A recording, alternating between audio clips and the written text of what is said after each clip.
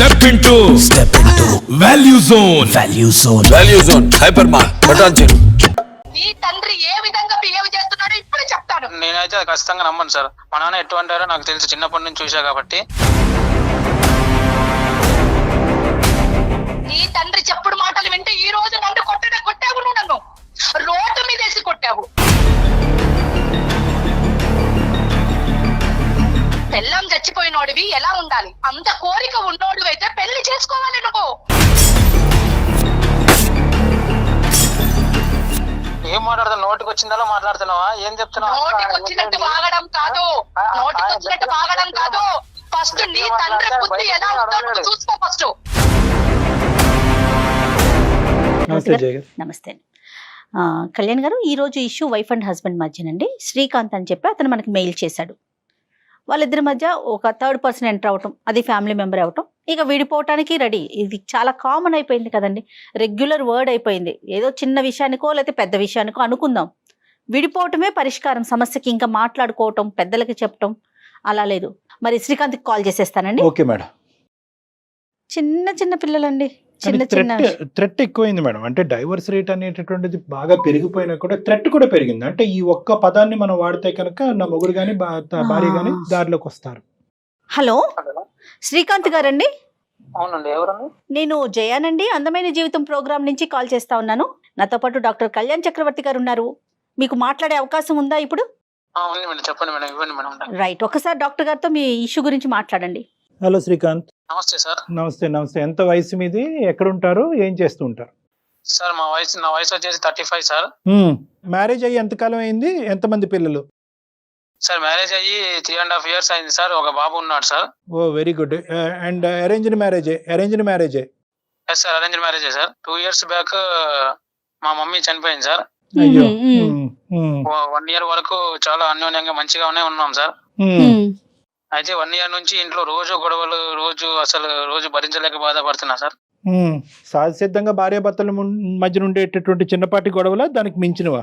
లేదు సార్, దానికి మించినవే సార్. రోజు 1 year వరకు బాగానే ఉన్నాం సార్. 1 year నుంచి ఈ బిజినెస్ ఎప్పుడైతే స్టార్ట్ చేసిందో తను, అప్పటి నుంచి అనుకోకుండా మా నాన్నతో గొడవ పడడం సార్. ఇంట్లో చాలా బాధగా ఉంది సార్. ఆమెకు ఉంటే మీ నాన్నైనా ఉండాలి, లేదంటే నేనైనా ఉండాలి అని చెప్తుంది సార్. అలా కాదు, ఒక్క నిమిషం. నాన్నగారు అమ్మ చనిపోయిన తర్వాత నాన్నగారు మీతో పాటే ఉంటారు. అవును సార్, నాతో పాటు ఉంటున్నా సార్. అమ్మగారు ఉన్నంతసేపు మీ ఇద్దరి మధ్యన ఎటువంటి గొడవ లేదు, ఎటువంటి ప్రాబ్లం లేదు. ఆమె చనిపోయిన తర్వాత 1 year వరకు కూడా ఎటువంటిది లేదు సార్. లేదు. ఓకే. తర్వాత బిజినెస్ పెట్టిన తర్వాత గొడవలు పెద్ద అయినాయా? బిజినెస్ పెట్టక ముందు కూడా మీ ఇద్దరి మధ్యన డిఫరెన్సెస్ ఉన్నాయా? లేదు సార్, బిజినెస్ పెట్టిన తర్వాతనే ఉన్నాయి సార్ గొడవలు. ఏంటో అది చెప్పండి. ఏంటంటే తనకు యాక్చువల్ గా ఇంట్లో ఉండలేని ఏదో ఒక పని చేసుకుంటా అంటే నేనే పెట్టుబడి పెట్టి మరి బిజినెస్ పెట్టించా సార్. ఏం బిజినెస్ అండి శ్రీకాంత్? ఏం బిజినెస్? ఇంట్లో క్లాస్ ఉంటాయి కదా సార్, ఏంటండి? డిజైన్స్ అవి బొటిక్ లాగా సారీస్ అవి అమ్మటమా? సో వర్క్ ఫ్రమ్ హోమ్ అన్నమాట. రైట్, ఓకే, చెప్పినా. అట్లా పెట్టించా సార్. అది యాక్చువల్ గా నాకు ఇంట్లో వీళ్ళు రావడం కూడా ఇష్టం ఉండదు. బట్ తన కోసం నేను తన ఇష్టమే నా ఇష్టం అని చెప్పేసి నేను అన్ని భరిస్తూ పెట్టించా సార్. ఓకే. రోజుకి దాని ఇన్కమ్ గ్రోత్ అవుతూ ఉంది. సంతోషం కదా? సంతోషమే, కానీ ఆమె ఎంత వస్తుంది ఎంత లేదు అనేది నాకు చెప్పట్లేదు. సరేలే పర్లేదు అనుకున్నా. ఈ మధ్యనే 2 accounts, బ్యాంక్ అకౌంట్స్ క్రియేట్ చేసుకుంది సార్. అయితే ఇలా రోజుకి గొడవలు పెరిగిపోతున్నాయి.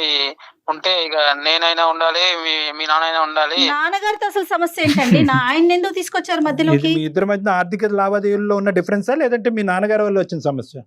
అంటే ఆమె విడిపోవాలనుకుని మా నాన్న మధ్యలోకి లాగుతుంది సార్. మా నాన్న యాక్చువల్ చాలా మంచోడు సార్. ఇప్పుడు మీ నాన్నగారి గురించి ఇప్పుడు సర్టిఫికేషన్ వద్దు, అది పెద్దవాళ్ళు, అది పక్కన పెడదాము. అసలు ఈ బిజినెస్ కి పెట్టుబడి ఎవరు పెట్టారు, ఎంత ఖర్చు అయ్యింది, ఎవరు లోన్ తీసుకున్నారు, లోన్ ఎవరి పేరున ఉంది, ఈఎంఐలు ఎవరు కడుతున్నారు? నేనే సార్, పెట్టుబడి నేనే సార్ పెట్టింది. ఇంక్రిమెంట్ పెరిగిన తర్వాత ఇక ఆల్మోస్ట్ నాకు చెప్పకుండా ఏదేదో చేస్తుంది. బ్యాంక్ అకౌంట్ క్రియేట్ చేసుకోవడము, లేకపోతే అది ఇది వగేరా అని. మీ క్లారిటీ లేదు. తర్వాత ఫైనాన్షియల్ గా అమ్మాయి సపరేట్ అయ్యింది, తన వెనకతలు జరిగేటటువంటి ఫైనాన్షియల్ లావాదేవీల గురించి మీ దగ్గర వివరాలు లేవు. అవును సార్. ఆమె గోప్యంగా ఉంచుతుంది ఇదంతా. గోప్యంగా ఉంచుతుంది సార్. అది నెంబర్ 1. అక్కడి వరకు అర్థమైంది. ఇండివిజువాలిటీ పెరిగింది, ఆర్థిక పరమైనటువంటి స్వేచ్ఛ పెరిగింది, కాబట్టి ఆ అమ్మాయి జీవితం అన్నట్టుగా చూసుకుంటుంది, మీకు లెక్క చెప్పట్లేదు, అది అర్థమైంది. ఇక నాన్నగారి ప్రస్తావన ఏంటి? నాన్నగారిని ఈ మధ్యలో గత 1 year నుంచి బాగా చూసుకోవడం లేదు సార్. అయితే ఆయన మీద నాకు చాడలు చెప్పడము. ఆయన ఏం చేస్తుంటారండి? ఆయన జనరల్ గా ఇంట్లోనే ఉంటాడండి. ఇప్పుడు ఇంకా ఈ వయసులో ఆయన ఏం చేయగలడండి? శ్రీకాంత్ గారు అసలు నాన్నగారితో అసలు ఇష్యూ ఏంటండి? ఆయన ఎందుకు మధ్యలోకి తీసుకొచ్చారు మీరు? మా నాన్నగారి గురించి ఆమె బ్యాడ్ గా చెప్తుంది మేడం, మొత్తం మిస్బిహేవ్ చేస్తున్నాడు అని, అది ఇది అని.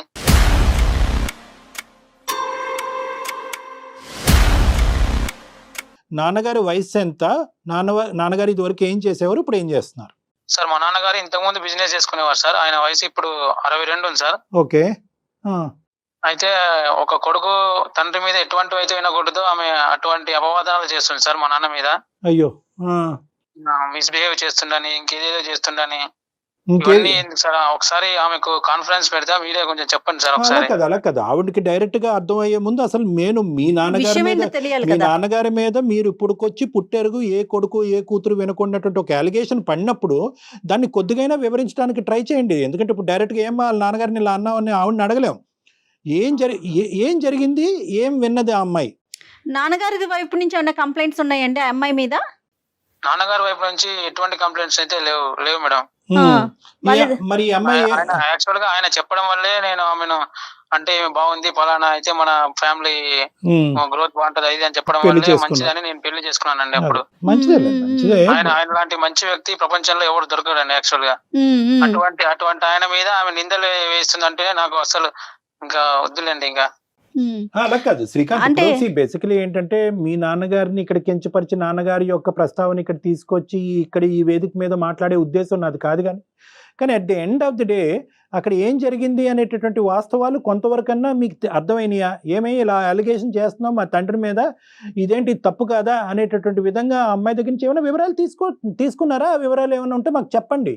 ఆమె వినేదంటే ఆమె ఎప్పుడు ఏదో ఒకటి కావాలనే ఉంటాడు, ఈ మధ్యలో చేయి పట్టుకున్నాడు అది ఇది అని బ్యాడ్ ఎలిగేషన్స్ చేస్తుంది సార్.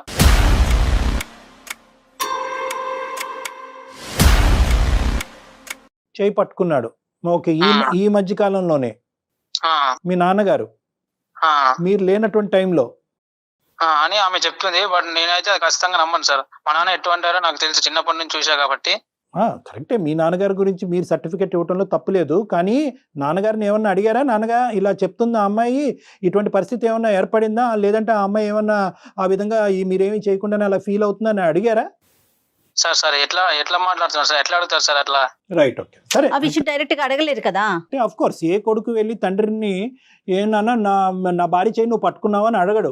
బట్ కానీ at the end of the day ఈ రోజు మీరు దూరం అయ్యి మీరు విడిపోయేటటువంటి పరిస్థితి వచ్చినప్పుడు ఆ అమ్మాయికి ఇలాంటి అలిగేషన్స్ వేసేటటువంటి భయంకరమైన అలిగేషన్స్ వేసేటటువంటి మనస్తత్వం అన్నది ముందు నుంచి ఉందా, లేదా ఈ అమ్మాయికి ఈ మధ్య కాలంలో ఈ ఫైనాన్షియల్ డిస్టర్బెన్సెస్ ఇవన్నీ రావటంలో మీ ఇద్దరి మధ్యన డిఫరెన్సెస్ పెరగటంలో ఈ కారణాన్ని చూపెట్టి, ఇంత దారుణమైనటువంటి కారణాన్ని చూపెట్టి విడిపోయేటటువంటి ఆలోచన అమ్మాయికి వచ్చిందా? లేదు సార్, ముందు నుంచి అయితే అస్సలు లేదు సార్. అమ్మాయికి మా అమ్మ చనిపోయిన 1 year వరకు కూడా బాగానే ఉన్నాం. ఎప్పుడైతే తనకు ఓన్ బిజినెస్ అది ఇది పెట్టించానో నేను, ఎప్పుడైతే తన ఇంక్రిమెంట్ స్టార్ట్ అయిందో అప్పటి నుంచి చిన్న గొడవలతో స్టార్ట్ అయ్యి ఇంతవరకు వచ్చింది సార్. చిన్న గొడవలు పెద్ద గొడవలు ఇవన్నీ తీసేసి బిజినెస్ పరంగా నాకు స్వేచ్ఛ లేదు, ఇంట్లో నాకు ఒక స్థానం లేదు, విలువ లేదు, కాబట్టి మన ఇద్దరం దూరం అవుదాం అనేటటువంటి ఉద్దేశం కానీ గొడవ పడేటటువంటి ఉద్దేశం ఉండటం వేరే. నాన్నగారి మీద ఆ అమ్మాయి వినకూడనటువంటిది అభియోగాలు వేసింది. నేను అడిగేటటువంటిది ఒకే ఒక పాయింట్ ఏంటంటే కనుక, వద్దు అనుకునేటటువంటి భార్యాభర్తలు రకరకాల మార్గాల్లోని పద్ధతుల్లోని విడిపోవచ్చు. కేవలం మీ తండ్రి గారి మీదే ఒక అలిగేషన్ వేసి అతని మీద వేలెత్తి చూపెట్టి భార్య పోగొట్టుకున్న ఆ పెద్ద మనిషి పరువు తీసి ఇంట్లోంచి వెళ్ళవలసినటువంటి అవసరం ఏముంది ఇక్కడ? అంటే ఆ అమ్మాయి టార్గెట్ ఏంటి అసలు? సార్ నేను ఆమె పెళ్లి చేసుకున్న తర్వాత కలిసి వచ్చిందనే ఉద్దేశంతో ఒక ప్రాపర్టీ కొన్నాను సార్ మొదట్లో. ఓకే. అది ఆమె పేరు మీదే కొన్నాను సార్, 50 lakhs పెట్టి అప్పట్లో. ఇప్పుడు దాని వర్త్ వచ్చేసి 2 crores అయింది సార్. సంతోషం అండి. ఓకే. అమ్మాయి పేరు అమ్మాయి పేరు ఇప్పుడు ఎవరైతే ఏమి కళ్యాణ్ గారు, ఇప్పుడు వైఫ్ అండ్ హస్బెండే కదా. ఇప్పుడు అక్కడే లాజిక్, ఇప్పుడు అదే ఫైట్. చెప్పినా తర్వాత ఏమైంది? పెట్టిన తర్వాత ఆమెకు బిహేవియర్ మారుతూ వచ్చింది సార్. ఈ విషయం తెలుసుకొని ఆమె అంటే ఇంకేంటి, ఆ ప్రాపర్టీ తీసుకుని ఆవిడ ఇంక ఉడాయిద్దామనే ఉద్దేశమా? ఏమంటున్నారు మీరు? అదే ఉద్దేశమా మరి లేకపోతే ఇంకేదైనా ఉందనేది ఇంకా మీరు కనుక్కోవాలి సార్. యాక్చువల్ గా మా నాన్న కూడా చాలా బాధపడుతున్నాడు. నాన్న బాధపడుతున్నాడు, కానీ నాన్న ప్రస్తావన తీసుకొచ్చి నాన్నని వంకర టెంకర్ గా చూపెడుతూ ఈ అమ్మాయి బయటపడాలనే ఉద్దేశం ఎందుకు వచ్చింది? నువ్వు ఆ అమ్మాయి పేరున ఆస్తి పెట్టావు, నాన్నకు అది నచ్చలేదా? ఎరే ఏట్రా రే నువ్వు నీ పేరును పెట్టుకోకుండా మీ పెళ్ళం పేరును పెడితే పెళ్ళానికి కొమ్ములు వస్తాయని చెప్పి నాన్న ఏమన్నా అన్నాడా? ఈ అమ్మాయితో డైరెక్ట్ గా అన్నాడా, లేదంటే మీతో కానీ ఏమన్నా అన్నాడా? అది నా అనుమానం.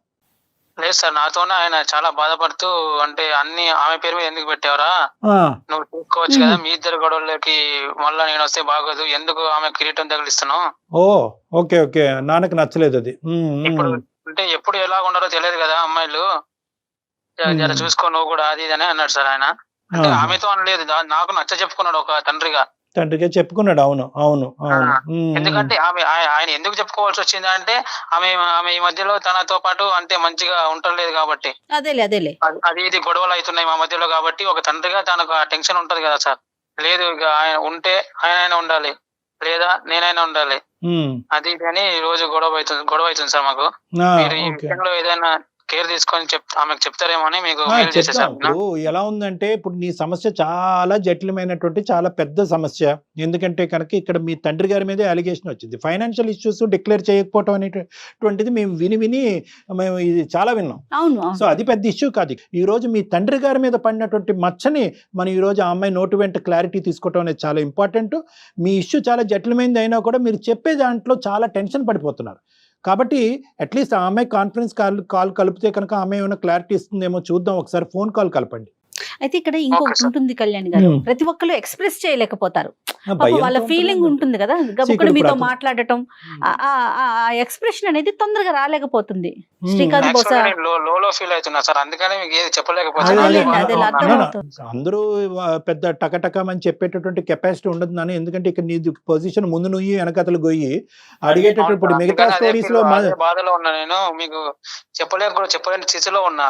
ఇక్కడ ఏంటంటే సొంత తండ్రి అయ్యేటప్పటికి మీకు ముందు నుయ్యి వెనకతలు గొయ్యి అయ్యేది, అటువైపు పెళ్ళాన్ని వదులుకోలేరు, ఇటువైపు నాన్నని వెళ్ళి అడగలేరు. ఇప్పుడు తను డిసైడ్ చేసుకోలేకపోతున్నారు. కరెక్ట్ అనేది కూడా నేనే సందిగ్ధంలో ఉన్నా సార్.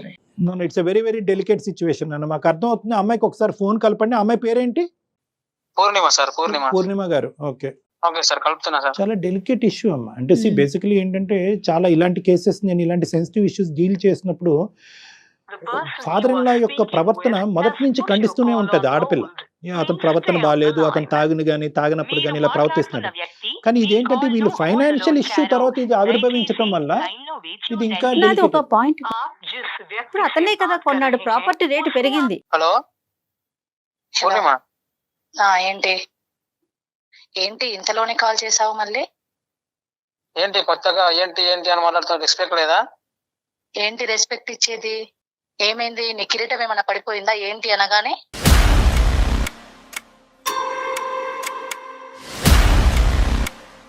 అవును, నా కిరీటం తీసి నీకు పెట్టినందుకే కదా నువ్వు ఇట్లా మాట్లాడుతున్నావు ఈ రోజు. ఏం మాట్లాడుతున్నాను నేను? ఎందుకు కాల్ చేసావు చెప్పు.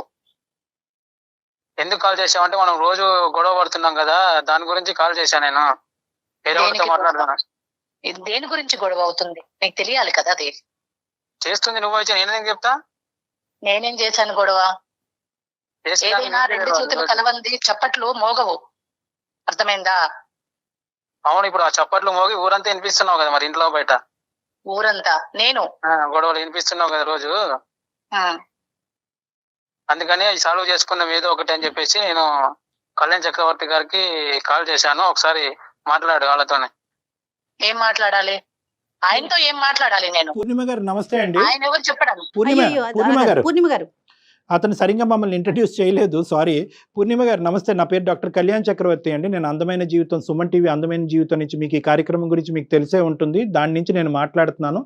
చాలా ఈమెయిల్స్ రాగా ఈరోజు ఇతని యొక్క సిచ్యువేషన్ చాలా సంక్లిష్టంగా అనిపించి, చాలా బాధాకరంగా అనిపించి, ఇది ఇమీడియట్గా దీనికి రిజాల్వ్ చేయకపోతే చాలా ఉపద్రవం వచ్చే పరిస్థితి ఉందని చెప్పి ఇది సెలెక్ట్ చేసుకుని జయ గారు ప్రత్యేకంగా దీనికి కాల్ చేయడం జరిగింది.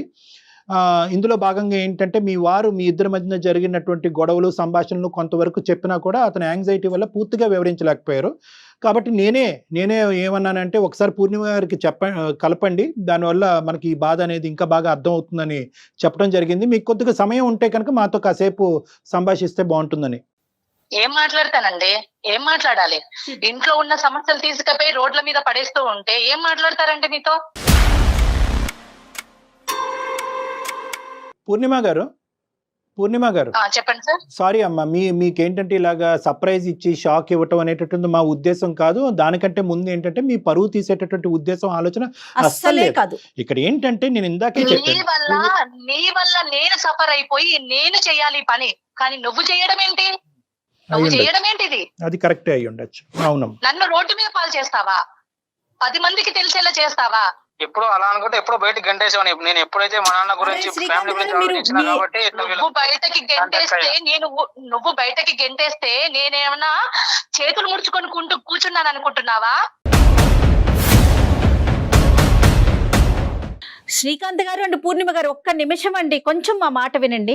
అమ్మ పూర్ణిమ మీ గారు, ఇద్దరి మధ్య ఉన్న గ్యాప్ తగ్గించే ఉద్దేశంలో మేము మాట్లాడుతున్నాం తప్ప ఎవరికి వాళ్ళు మీరే డిసైడ్ అయిపోతే ఇంకా మా దాకా ఎందుకండి? శ్రీకాంత్ నాకు అర్థం కావట్లేదు. నువ్వు మెడ పట్టుకుని గెంటేసేటట్టు అయితే మాకు ఫోన్ చేయటం ఎందుకు ఎందుకు? చెప్పండి, మెయిల్ చేయటం ఎందుకు? ఫోన్ కాల్ ఎందుకు చెప్పు. లేదు సార్, మరి ఆమె ఎట్లా మాట్లాడుతుంది సార్, చూస్తున్నారు కదా. పాయింట్ ఆఫ్ వ్యూ అనేటటువంటిది ఇప్పుడు వచ్చి వివరంగా చెప్పలేదు. ఆ అమ్మాయి బేసిక్ ఒక చోట ఆగిపోయింది. ఎందుకు ఇది బహిర్గతం చేసో నలుగురికి కెమెరా ద్వారా తెలియపరచవలసినటువంటి అవసరం ఏంటంటే ఆ అమ్మాయికి ఫస్ట్ మనం కాన్ఫిడెన్స్ ఇవ్వాల్సినటువంటి అవసరం ఉంది.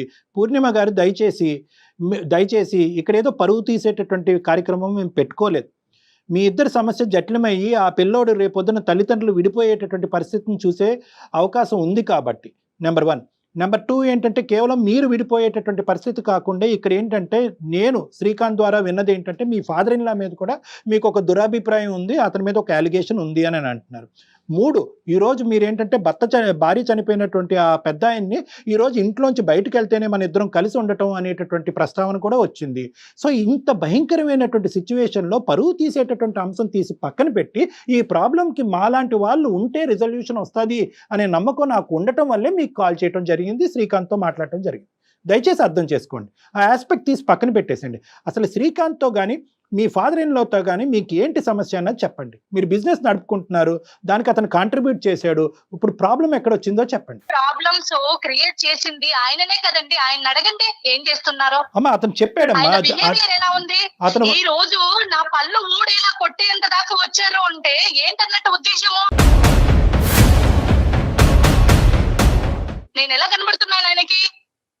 తండ్రి మాటలు కొట్టుకొని ఈ రోజు నన్ను ఈ స్థితికి తీసుకొచ్చాడు అంటే ఫస్ట్ లో చూపించిన ప్రేమ ఇప్పుడు ఏమైపోయింది?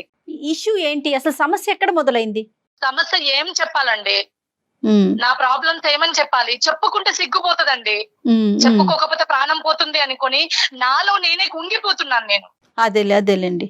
నువ్వు ఒక తండ్రి మాటలు పట్టుకుని ఈ రోజు పెళ్ళాన్ని కొడుతున్నావు అంటే రేపు నిన్ను జీవితాంతం చూసుకునేది నీ తండ్రా పెళ్ళామా? భర్తే ప్రాణం అనుకోని అందరినీ వదిలేసేసి భర్త వెంబడి వస్తదండి ఒక ఆడపిల్ల. కరెక్ట్ అండి. కరెక్ట్. అంతేకాని ఒక ఆడపిల్ల వచ్చిన తర్వాత నువ్వు ఓకే చూసుకున్నావు, ప్రేమగా చూసుకున్నావు, పర్వాలేదు. నేను అడిగాను, బిజినెస్ పెట్టించావు, నాకు డిస్టర్బెన్స్ గా ఉంది మైండ్, నేను కొంచెం నా టాలెంట్ నాకు ఉంది, నేను బిజినెస్ చేసుకుంటాను, నేను ఏ విధంగానైనా మంచి సక్సెస్ అవుతాను అని అనుకుని నేను అడిగాను. దానికి కూడా ఓకే అన్నావు. మరి ఈ మధ్యలో ఎందుకు ఇవన్నీ గొడవలు వస్తున్నాయి? మనం సంపాదించేది, నువ్వు సంపాదించింది ఫ్యామిలీ కోసమే, నేను సంపాదించేది ఫ్యామిలీ కోసమే. అంతేకాని ఇవన్నీ గొడవల మధ్యలో ఎందుకు? చెప్పుడు మాటలు ఎందుకు వింటున్నావు?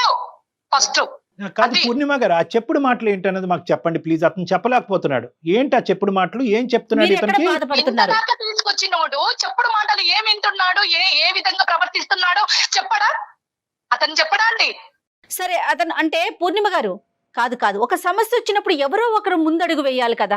తండ్రి కొడుకులు ఇద్దరు కలిసి నా మీద కుట్ర పన్నుతున్నారు.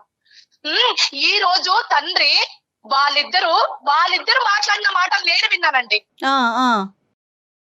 నీ పెళ్ళాం మీద ఎందుకురా నువ్వు 1.5 కోటి పెట్టేసేసి ఆవిడ పేరు మీద ఎందుకు ల్యాండ్ కొన్నావు అని అంటాడా? ఎవడైనా తండ్రి అంటాడా? మీరు విన్నారా అండి? మీరు విన్నారా? నేను విన్నాను. ఎందుకురా దానికి అంతగనం పెట్టేసి నువ్వు దాన్ని నెత్తి మీదకి ఎక్కించుకున్నావు? ఈ పాటికి మన ఇద్దరిని చూడట్లేదు అంటే నా మీదనే మీరు కుట్రలు పన్నుతున్నారు. నేను ఎలా చూడాలి మిమ్మల్ని? కస్టమర్లు వచ్చినప్పుడు నీకేం అవసరం అక్కడ ఉండడానికి? ఓకే, నీ పని ఏంటో నువ్వు లోపల చూసుకోవాలి. నేను లోపల నుంచి బయటకు వచ్చే లోపల వాళ్ళతో నువ్వు మిస్బిహేవ్ చేస్తావా?